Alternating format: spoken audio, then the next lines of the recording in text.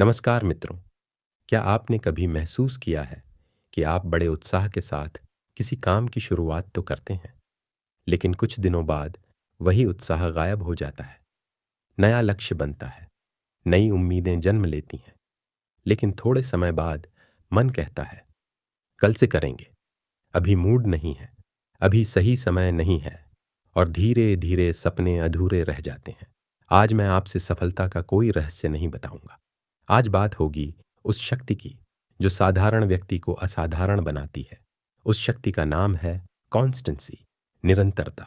और निरंतरता तब जन्म लेती है जब इंसान बहाने छोड़कर जिद पाल लेता है। नंबर एक, समस्या प्रतिभा की नहीं, निरंतरता की है। ओशो कहते हैं दुनिया में अधिकांश लोग असफल इसलिए नहीं होते कि उनमें प्रतिभा नहीं होती, बल्कि इसलिए होते हैं क्योंकि वे लगातार प्रयास नहीं कर पाते। सोचिए, कितने लोग जिम ज्वाइन करते हैं, कितने लोग नई किताब खरीदते हैं, कितने लोग नया बिजनेस शुरू करते हैं, लेकिन कुछ महीनों बाद कितने लोग टिके रहते हैं?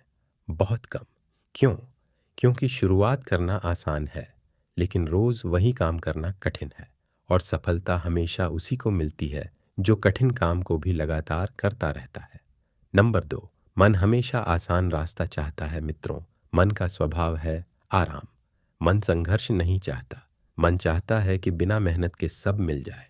जब आप सुबह जल्दी उठने का निर्णय लेते हैं तो मन कहता है आज नहीं, कल से शुरू करेंगे। जब आप पढ़ाई करने बैठते हैं, मन कहता है थोड़ा मोबाइल देख लेते हैं। जब आप मेहनत करना चाहते हैं, मन बहाने खोज लेता है।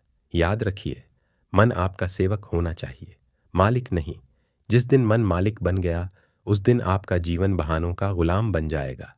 नंबर तीन, बहाने सफलता के सबसे बड़े चोर हैं।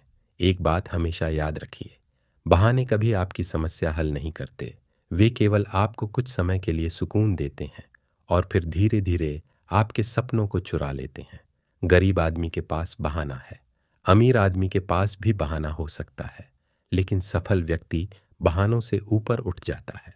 वह परिस्थिति नहीं देखता, वह अपना लक्ष्य देखता है, वह रास्ता खोजता है, बहाना नहीं।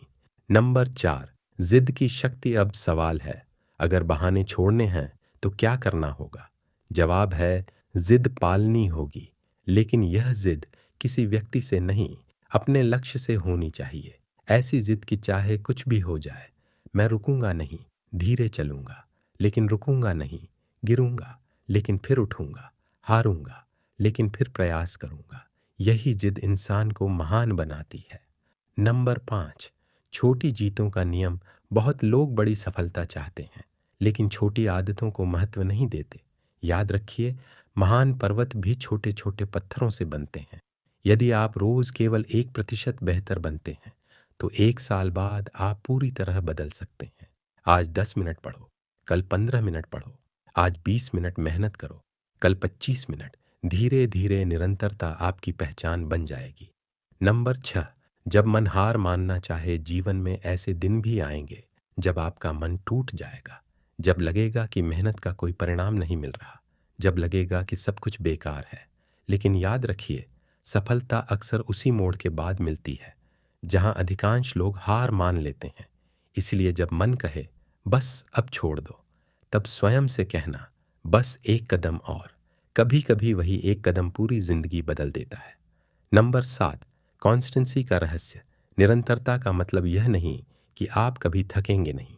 निरंतरता का मतलब यह नहीं कि आपका मन हमेशा प्रेरित रहेगा।